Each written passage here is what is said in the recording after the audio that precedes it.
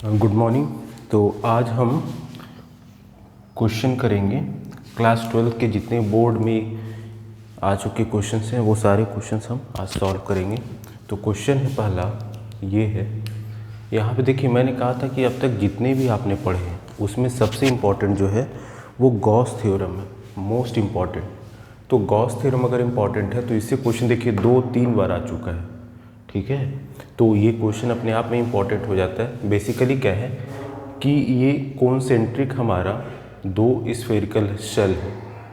ये हमारा R1 का S1 R1 रेडियस का, दिस इज R1 रेडियस का हमारा एक शेल है जिसको हमने S1 माना है। दूसरा जो स्फेरिकल शेल है S2 है जिसका रेडियस R2 है।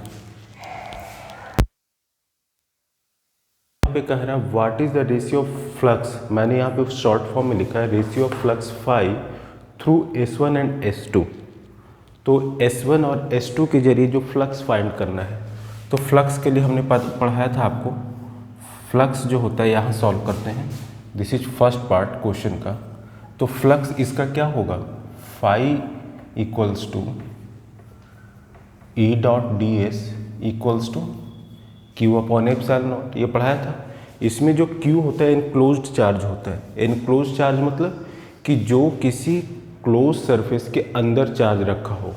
तो जैसे हम S1 की बात करें, ये S1 कौन सा है, ये हमारा।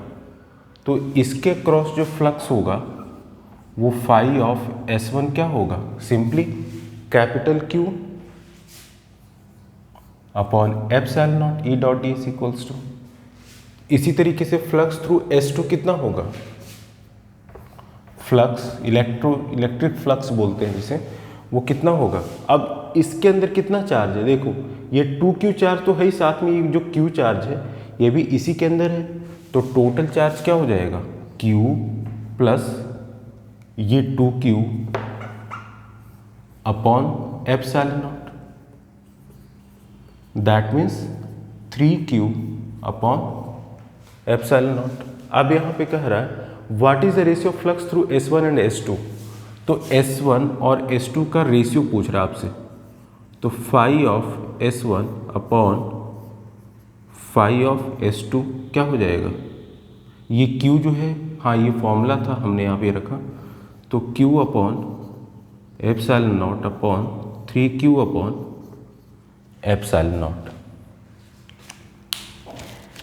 यहाँ से ये जो हो जाएगा हमारा, ये इसे कैंसिल आउट हो जाएगा, Q से Q कैंसिल आउट, तो क्या बचेगा, ये हमारा 1/3, दैट मीन्स 1:3। तो ये हमारा फ्लक्स आ गया, रेशियो दोनों का S1 और S2। S1 ये वाला था जिसका रेडियस R1 था और इस पे चार्ज Q अमाउंट का रखा था। S2 ये शेल था, स्फेरिकल शेल, जिस पे चार्ज 2Q रखा था, रेडियस कितना था, 2R था। तो सिंपली आगे बहुत इंपॉर्टेंट है क्वेश्चन। सेकंड पार्ट में है how will flux through the sphere S1। ये जो S1 है, दिस इज S1, ये S1 है, इससे फ्लक्स कितना चेंज होगा if medium of dielectric constant K is introduce in space S1। ये जो S1 है इस पे अब हमने एक दूसरा मीडियम है जिसमें डाइलेक्ट्रिक कांस्टेंट जिसका है क्या, K, दिस इज K, ये K लिखा हुआ, is introduced in space in place of air. अगर इसमें जहाँ पे ये एयर के मीडियम में रखने के बजाय हमने इसे कहाँ रखा है, एक मीडियम में रखा है जिसका डाइलेक्ट्रिक कांस्टेंट क्या है, K है। तो उस केस में इसमें क्या हो रहा है, फ्लक्स में कितना चेंज होगा ये आपसे पूछ रहा है। हमने आपको ये दिस वाज फर्स्ट, ये फर्स्ट था, अब ये सेकंड सॉल्यूशन, ये सेकंड। अगर किसी मीडियम में चेंज होता है और वो वैक्यूम या फिर एयर के बजाय वाटर गैस कोई है, तो उस केस में हमारा फ्लक्स कितना चेंज होगा। तो इसके लिए हमने शुरू में इलेक्ट्रोस्टैटिक फील्ड का जो फॉर्मूला डिराइव करवाया था उसमें हमने बताया था कि फॉर्मूला E इक्वल्स टू होता है 1/4 pi epsilon not Q upon R square. यहाँ पे एप्सिलॉन नॉट तब होता है जब when it is placed in air और वैक्यूम।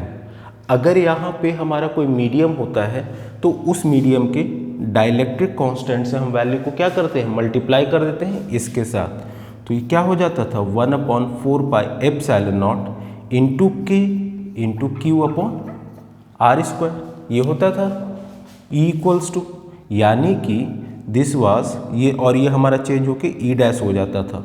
तो ई डैश क्या, देखिए ये पूरा वैल्यू जो है ये हमारा ये सेम है इतना, और Q अपॉन आर स्क्वायर ये भी चीज सेम है।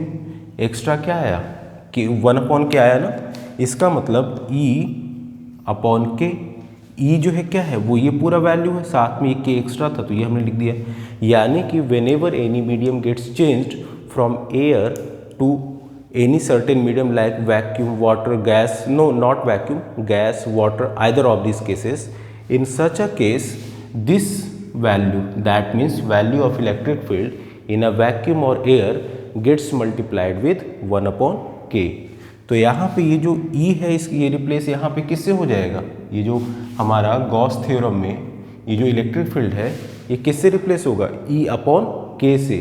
क्यों, क्योंकि इसमें हमने एक अनदर मीडियम जिसका डाइलेक्ट्रिक कांस्टेंट k दे रखा है वो इंट्रोड्यूस किया गया है। तो यही तो पूछ रहा है, how will flux through the sphere S1, S1 के थ्रू फ्लक्स जो इलेक्ट्रोस्टैटिक फ्लक्स है, इलेक्ट्रिक फ्लक्स जिसे बोलते हैं, वो कितना चेंज होगा। तो फ्लक्स जो होता है वो हमारा बेसिकली होता है E dot ds।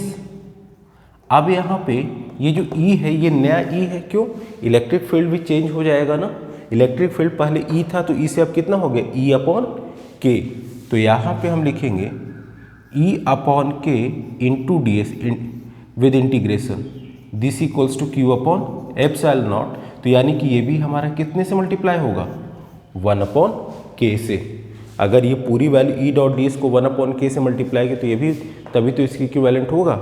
That means flux जो हो जाएगा, new flux through S1 electric flux जो होगा वो इनिशियल फ्लक्स जो था S1 का उसका 1 अपॉन k टाइम्स हो जाएगा।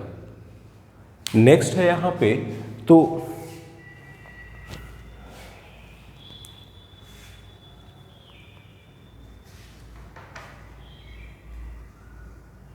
नेक्स्ट आपसे कह रहा है how will flux phi changes through S1 if k is introduce in S2 in place of air. अब यहाँ पे S2 कौन सा है, दिस इज S2, ये S2 है, और इसमें अब हमने एयर की जगह पे कोई मीडियम जिसका डाइलेक्ट्रिक कांस्टेंट k है वो रखा है। तो जब इसमें हमने रखा है तो उस केस में ये जो होगा क्या होगा, सबसे इम्पॉर्टेंट चीज़, अगर हम इसमें हमने डाइलेक्ट्रिक कांस्टेंट एयर के बजाय कि ये कोई मीडियम रखा है, लेकिन ये तो अभी भी अपने एयर में ही है ना, ये तो अपने ही मीडियम में, हमने S2 को रखा। आप ऐसे समझ सकते हैं कि जैसे कोई के जो रबर की बॉल होती है, क्रिकेट जो कॉस्को की, विकी की जो बॉल होती है जिसे बच्चे खेलते हैं, उसके वो उसमें क्या होता है, इतना थिकनेस का वो चमड़ा होता है, लेदर होता है, जो भी होता है। तो अभी जो अंदर बॉल रखा है तो अंदर तो एयर ही है ना, बाहर से बॉल को हमने पानी में डुबा दिया, उससे कोई मतलब नहीं, तो अंदर तो वही मीडियम है एयर। तो यानी कि आपसे कह रहा है कि अगर हम S2 को एयर के बजाय किसी और मीडियम में रखें तो उस केस में हमारा क्या चेंज होगा फ्लक्स में, किसके, S1 के। तो S1 के फ्लक्स में कोई चेंज नहीं होगा, S1 के फ्लक्स में कोई चेंज नहीं होगा। क्यों, S2 is placed in another medium ना, और S2 बाहर है, S1 अंदर है, तो S2 और S1 में कोई कॉन्टैक्ट है नहीं है, तो इसलिए। तो ये हमारा क्वेश्चन था। तो that means for third case how will electric flux phi changes through S1 if k is introduce in S2 in place of air, no change. और ये क्वेश्चन CBSE में 3 बार पूछा जा चुका है, सबसे इंपॉर्टेंट क्वेश्चन। चलते हैं नेक्स्ट क्वेश्चन पे।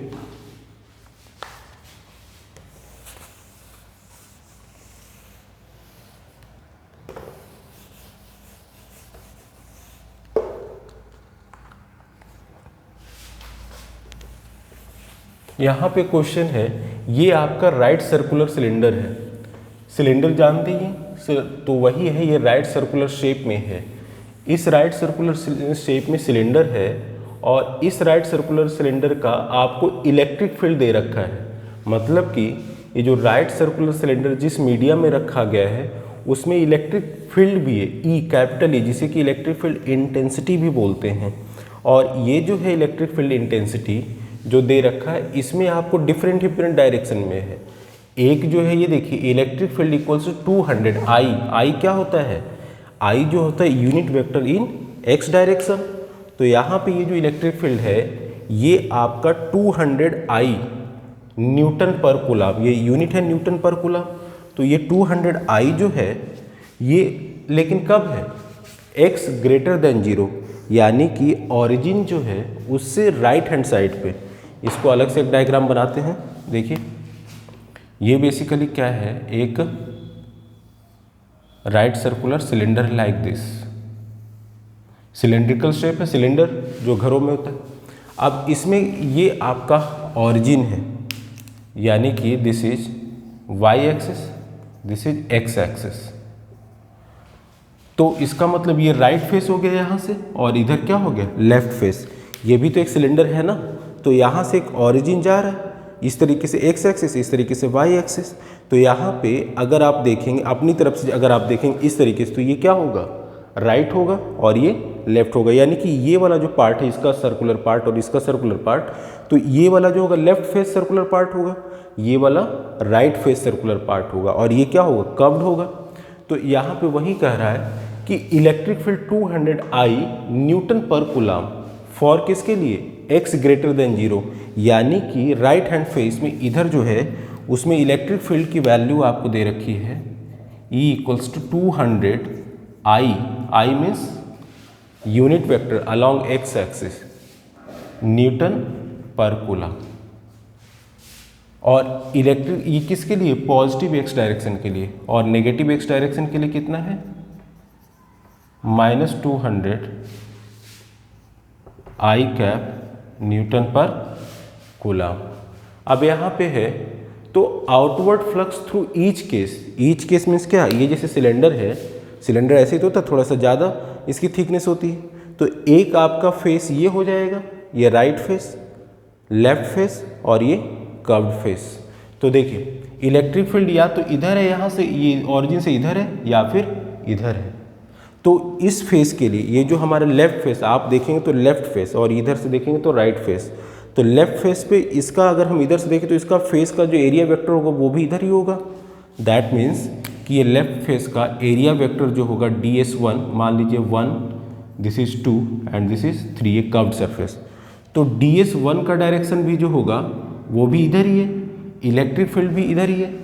तो यहाँ पे अब तो फ्लक्स इसका निकालेंगे। For first case flux through, this is 5, flux को इलेक्ट्रिक फ्लक्स को 5 से रिप्रेजेंट करते हैं।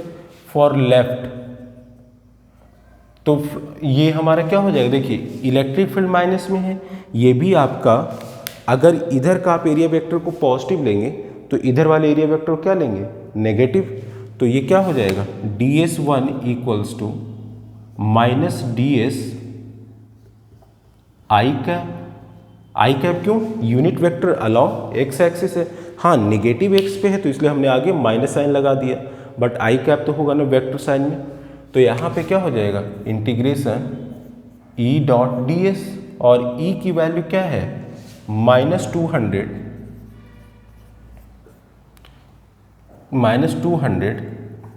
आई कैप इंटू माइनस ds1 आई कैप, ये हो जाएगा। तो यहाँ से ये माइनस मिलके क्या हो जाएगा, प्लस 200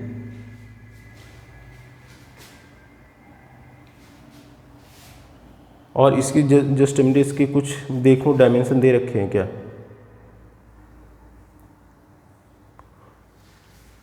इसका जो ये रेडियस दे रखा है दिस इज, यहाँ से ये जो रेडियस है ये आपका दे रखा है 5 सेंटीमीटर, ठीक है। तो 200 ये माइनस क्या हो जाएगा, plus into ds into I cap dot I cap, ये हमने बताया था आई कैप डॉट आई कैप क्या होता है, 1 होता है। Dot product of same vector क्या होता है, 1 होता है। Cross product of same vector 0, कहने का मतलब आई क्रॉस आई 0 होगा, बट आई डॉट आई 1 होता है। तो यहाँ से ये 1 हो गया, ये हो गया 200 इंटीग्रेशन ऑफ ds, और डी एस ये क्या है बेसिकली, ये अगर हम इस तरह से देखें तो ये लेफ्ट फेस जो है ये कैसा सर्कुलर है, और सर्कल का एरिया क्या होता है सर्कुलर शेप का, पाई आर स्क्वायर। तो इसकी वैल्यू जो हो जाएगी 200 इंटू डी एस मतलब इंटीग्रेशन ऑफ ये पूरे value A R square pi are square, pi are square. तो यहाँ से जब वैल्यू रखेंगे 200 इंटू 22/7 इंटू आर, आर की वैल्यू क्या है 5 इंटू 5, तो यहाँ से आ जाएगा 1.54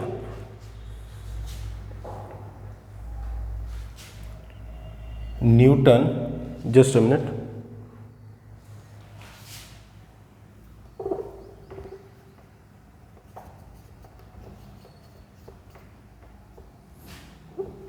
ये आ जाएगा, ये आप सॉल्व कर लेंगे वैल्यू को तो आपको ये मिल जाएगा। ये यूनिट होता है न्यूटन मीटर स्क्वायर पर कूलम। अब यहाँ पे इसी तरीके से फ्लक्स φ1 मतलब कि लेफ्ट का था, राइट का भी क्या हो जाएगा सेम हो जाएगा। राइट का भी हमारा वीडियो में आ रहा है इतना,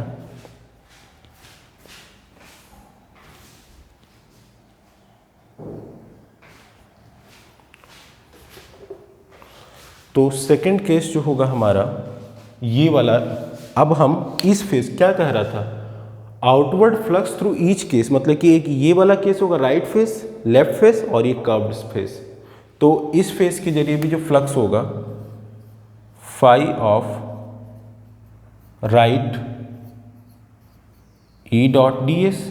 अब यहाँ पे ये देखिए इसमें हमारा पॉजिटिव है और इसका जो एरिया वेक्टर होगा वो क्या होगा ds2 equals to ds into ds2 क्या हो जाएगा एरिया वेक्टर ds इंटू आई कैप। इसका जो होगा पॉजिटिव होगा इसलिए हमने ds इंटू आई कैप। आई कैप क्या होता है unit vector along x axis. तो E की वैल्यू कितनी है प्लस में है तो यहाँ पे सारी वैल्यू पुट कर देंगे 200 आई कैप इंटू ds इंटू आई कैप। सेम है देखिए 200 ये 200 ds इंटू आई कैप, ये आ जाएगा हमारा इंटीग्रेशन 200 ds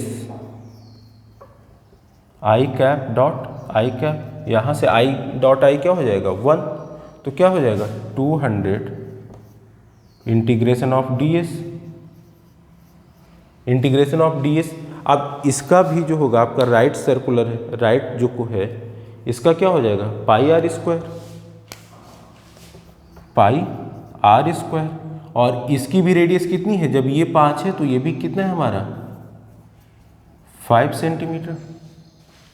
तो इसकी वैल्यू देखिए दोनों सेम है तो यहाँ से हो जाएगा 1.57 न्यूटन मीटर स्क्वायर पर कूलम। यूनिट जरूर लिखिएगा, ये पर ये लाइन मतलब कि अपॉन कूलम को हमने इस तरह से कर दिया है। तो ये हमारा राइट के लिए हो गया। अब अगर यहाँ पे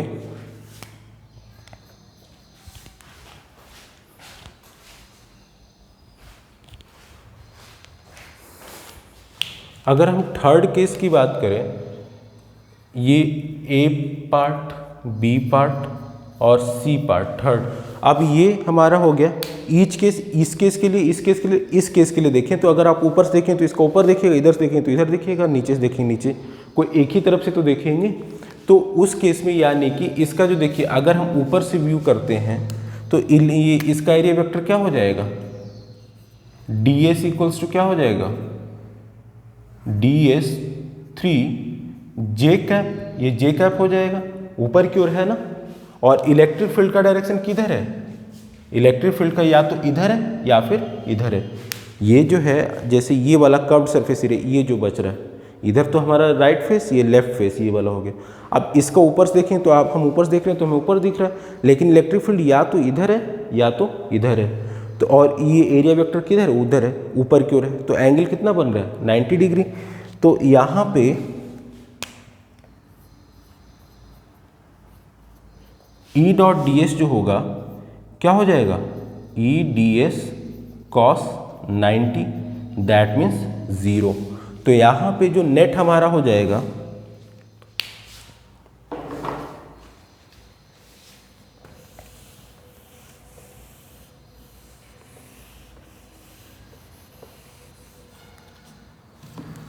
तो जो नेट फ्लक्स हो जाएगा या फिर टोटल जिसे बोलते हैं वो क्या हो जाएगा 1.57 plus 1.57 plus 0,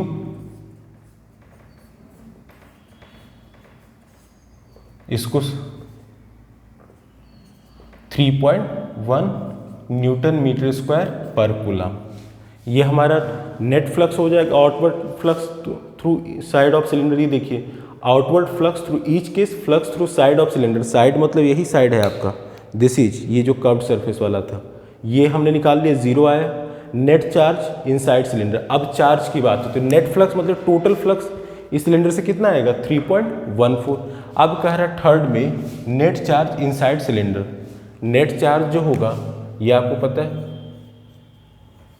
E dot D S equals to Q upon epsilon naught, और ये किसके बराबर होता है फ्लक्स के। तो यहाँ से दिस इक्वल्स टू दिस, तो फ्लक्स कितना है 3.14 equals to Q upon epsilon naught, तो ये इधर चला जाएगा 3.14 into epsilon naught equals to Q, यही नेट चार्ज आपसे निकल जाएगा, दिस इज क्यू नेट। अब यहाँ पे कहेंगे एप्सिलॉन नॉट, तो एप्सिलॉन नॉट की वैल्यू पता है 8.854 इंटू 10⁻12, वो वैल्यू यहाँ पे पुट कर लेंगे, आंसर आ जाएगा। तो ये दोनों क्वेश्चन बहुत इंपॉर्टेंट थे। तो यहाँ पे हम इस वैल्यू को क्यू नेट जो हो जाएगा 3.14 इंटू 8.85, मैंने अप्रॉक्सीमेट वैल्यू लिखा है 10⁻12 कूलम, ये वैल्यू कैलकुलेट करेंगे, आंसर आ जाएगा।